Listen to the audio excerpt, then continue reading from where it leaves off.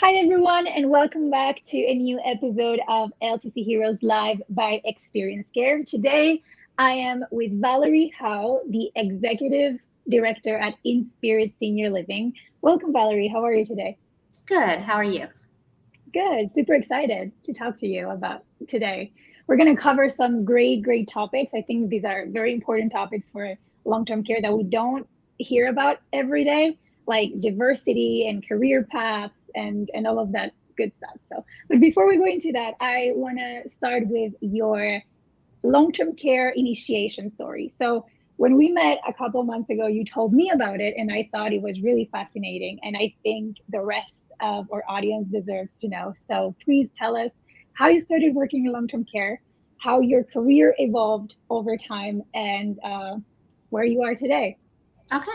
So I started actually working in a long-term skilled facility as a CNA back right out of high school 30 something years ago. And just kind of fell in love with the population. From there, I did kind of switch around a little bit. I did some doctor's offices, some things like that.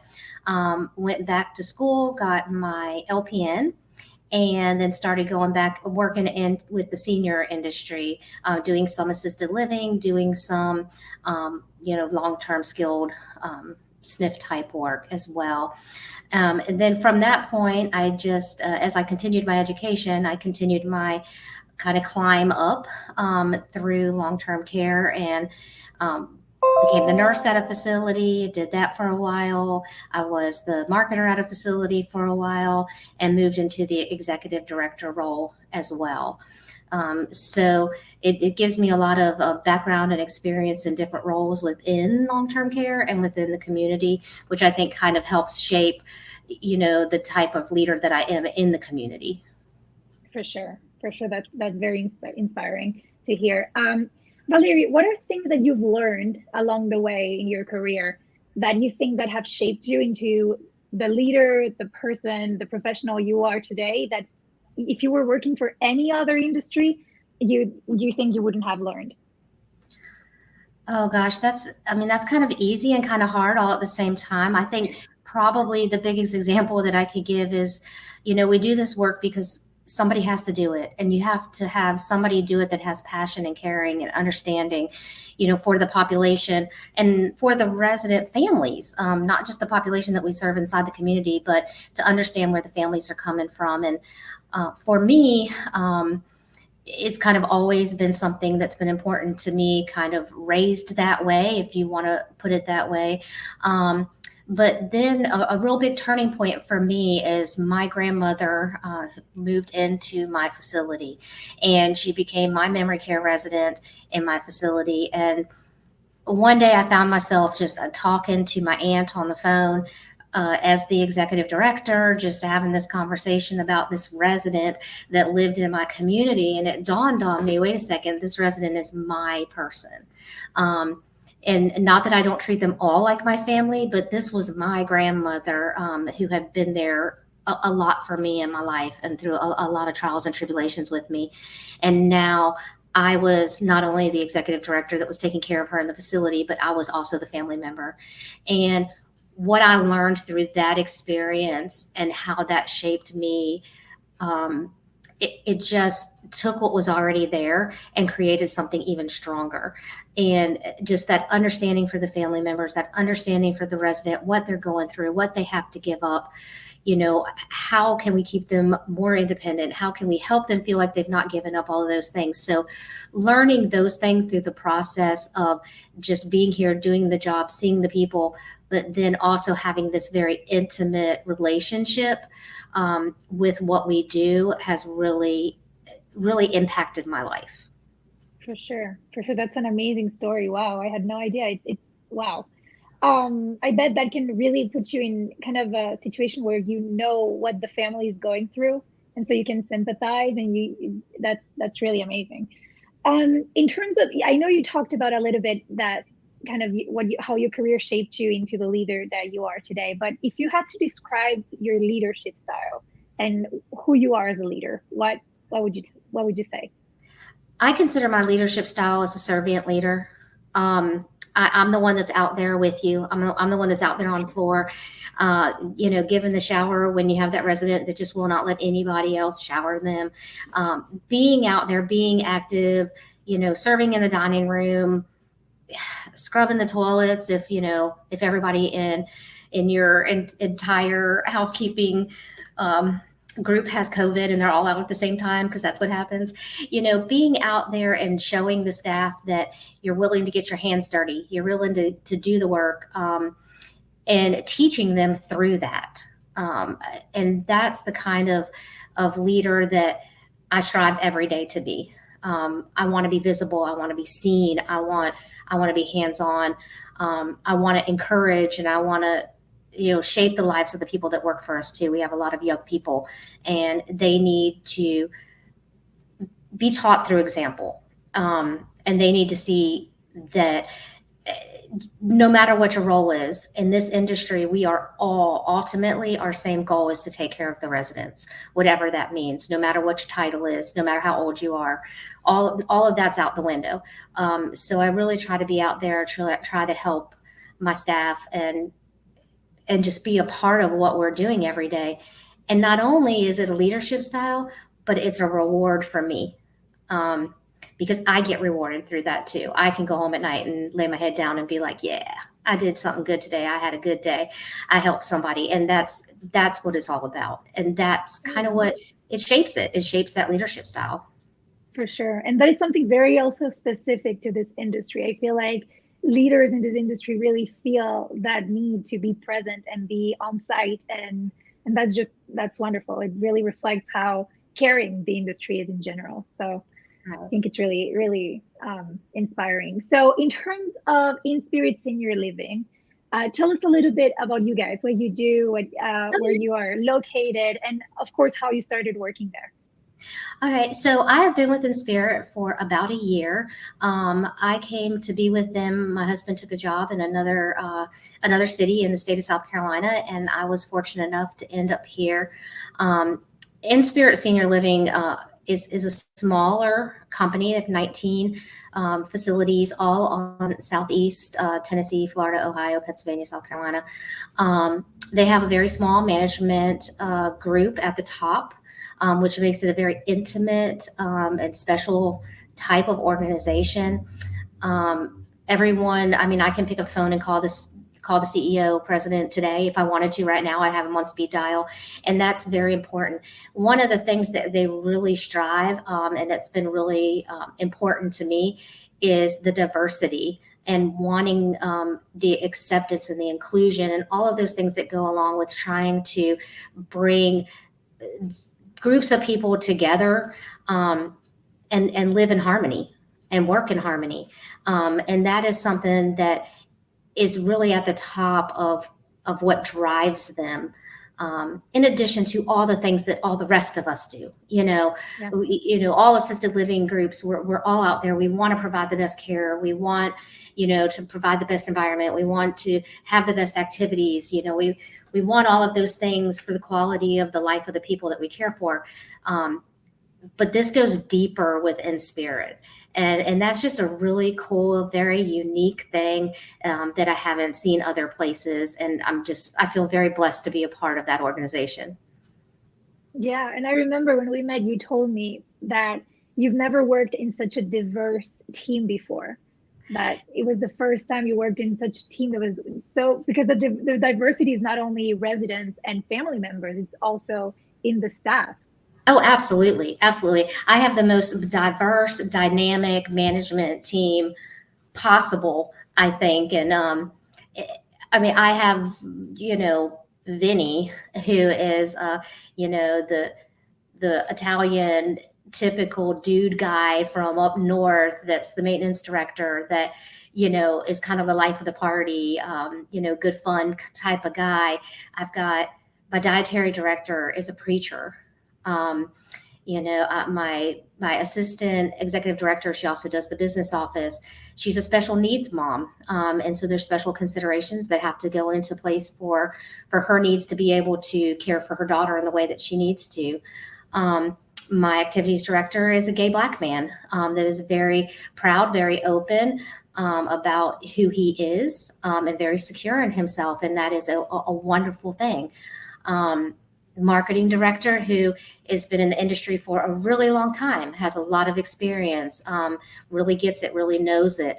And you start combining all those. There's a few other people too, a Puerto Rican girl from the Bronx that's on our management team. And it's amazing how all of these different people from all of these different cultures can come together. And really when that happens, things happen quicker.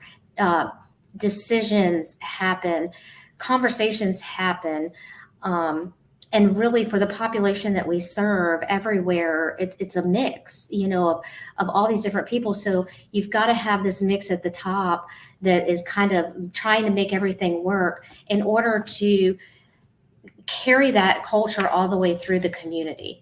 And so it's an amazing team, an amazing opportunity to work with so many different people from different backgrounds and different cultures and different ways of life and different religions and just the whole thing. But to have taken all of that and to become such a close, dynamic, family oriented team that is really there to take care of the people that we care for, it's just amazing.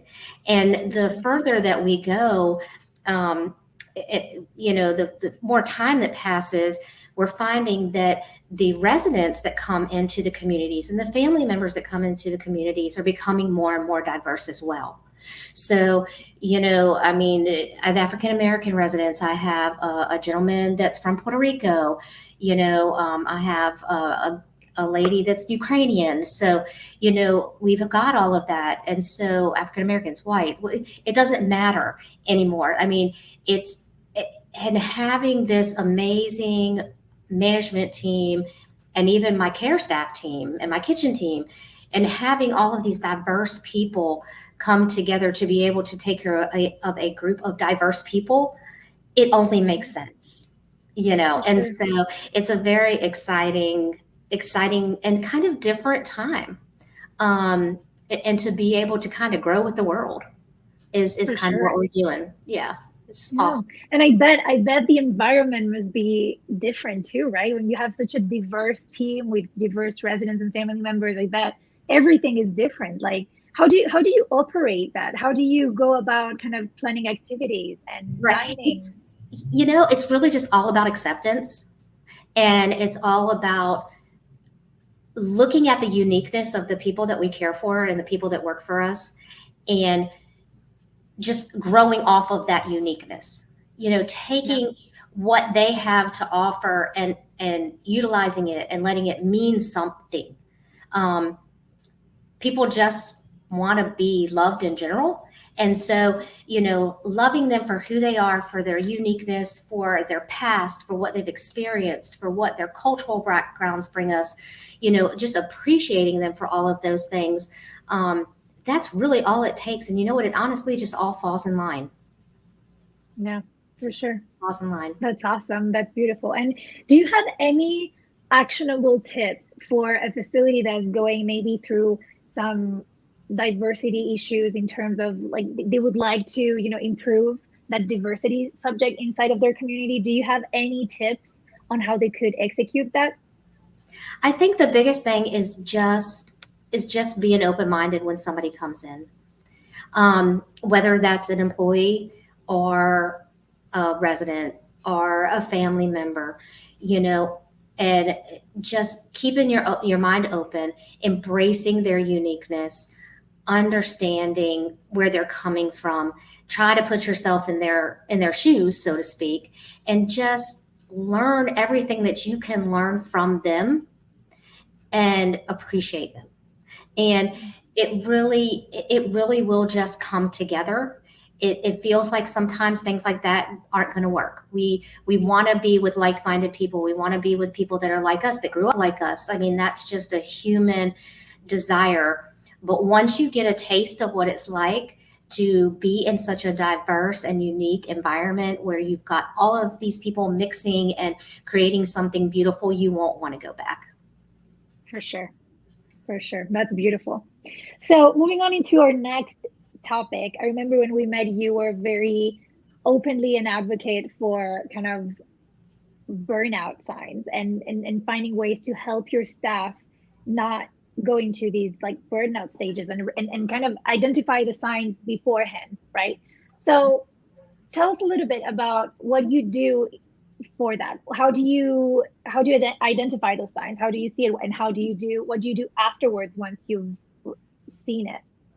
One of the big things that we've been focusing on lately, and I've been focusing on personally, is when you're off, you're off. And you've got it's very hard as an executive director. Obviously, we're on call 24 hours a day, 365 days a year. But you do have to make sure that you're taking that time for yourself. And we really push this with our staff members as well. Find that hobby, find that thing that really helps you to be able to disconnect. It's very difficult and it's very hard because we all do this because we're caregivers at heart. But you know, just kind of that focus on finding that. For me, I've been hiking. I've been trying to spend more time with my family. Just actually got off of a 3-day hike, part of the Appalachian Trail, with 4 out of 5 of my children. We did 22 miles in 3 days, sleeping out in the rain, the whole 9 yards.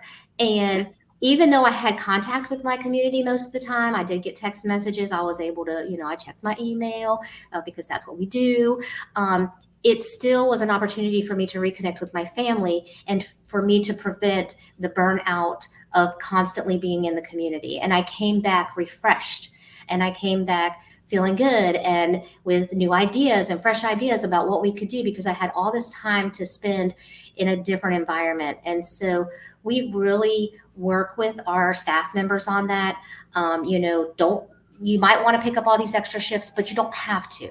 Don't feel obligated to. If you're having a hard time, let us know. You know, we'll work with you, and we'll try to do what we can to stop that burnout. And then, of course, there's all the things that we all talk about right now. You know, the appreciation and letting people know how much they mean to you, and the residents, how much the residents rely on them, and how important that is, and what a great industry that we work in and what we do, and how important it is to have self-care in order to provide the best care for the people that we care for as our profession. And so that's really what the biggest things that we've been working on, staying healthy. You know, if you haven't had enough sleep, if you're starting to feel run down, you know, if you're forgetting things, if you're taking it out on your family when you get home, you're grumpy and you're not able to make it, you know, through the night or help your kids with their homework. You know, all of these things are signs that you are just burnt out and you're tired and you need to do something to kind of rejuvenate that fire in you. And so that's what we work with. Yeah, for sure. And if you think about it, if you're not the best, like if you're not happy or the best side of yourself, or you don't feel good, then you're not going to be able to be the best part of yourself for that resident or that care that you're providing, right? So it's really important to not lose yourself in the process. And I think in this industry, people tend to get a little guilty when they feel like they take too much time for themselves. Mm-hmm. And it's important to remember that, you know, you need to be happy first and healthy to help others. So absolutely. Beautiful. We talked also a little bit about career paths and how you think it's super important to kind of never give up on education if you want to grow, if you want to pursue a higher and keep growing inside of the industry, right? So could you talk a little bit about that? How do you go about kind of motivating your staff to pursue higher education and keep growing? So I use myself as an example, just to kind of tell you what I tell my staff members. I got my LPN after my twins were born. I have a total of 5 children. I had gone back to school before they were born, and kind of, you know, right after they were born. I got my associate's degree. I got my LPN, and then that gave me an opportunity to push forward And then I got my master's, or my bachelor's, sorry, got my bachelor's degree in healthcare administration. Then I had my fifth child, and then I went back and I got my master's and my doctorate. And a lot of the time there, I was a single mom with four kids. I had to have a full-time job, and I had to do it. I had to pay for it. I had to make it happen. I had to stay up late. I had to figure out my schedule, and I had to do all of those things. And it is possible. You can do it. And so I really, especially some of the young men and women that come into work, especially as caregivers, and you see that potential in them, that these would be great nurses, or these would be great administrators, and really saying, hey, look, this is how I did it. It is possible. These are the benefits of doing it. This is not only something you do for yourself, you do it for your family, and just having those conversations and just showing them that it is possible. Is it easy? Absolutely not. But it is possible, and you can do it, and you can better your life and better your education so that you can even be better at your job and help people even more. And that is, it's amazing. I had a CNA that worked for me when I was in Beaufort, South Carolina. She just graduated with her LPN, and she's going on to get her RN. And it kind of makes me a little tearful because I really pushed her, and she is a very important person to me. And now she's going to have all these other opportunities in her life that she didn't have before. And it's just such a great feeling to see that happen. And it is so very possible. Yeah. And I also think it's about educating the public, like the people outside of the industry, because I feel like they have such a different perspective of what it is actually to work in long-term care and how you can grow inside of the industry. So if this was talked about in schools and in other parts of the community, I feel like more people would know how successful you can be and how you can help, right? So absolutely. Yeah. So to start wrapping up this episode, let's talk a little bit about a piece of advice that you can give to younger generations. And you did talk a little bit about how you can grow in this industry. But if you could go back in time and go back to your younger self, what piece of advice would you give her?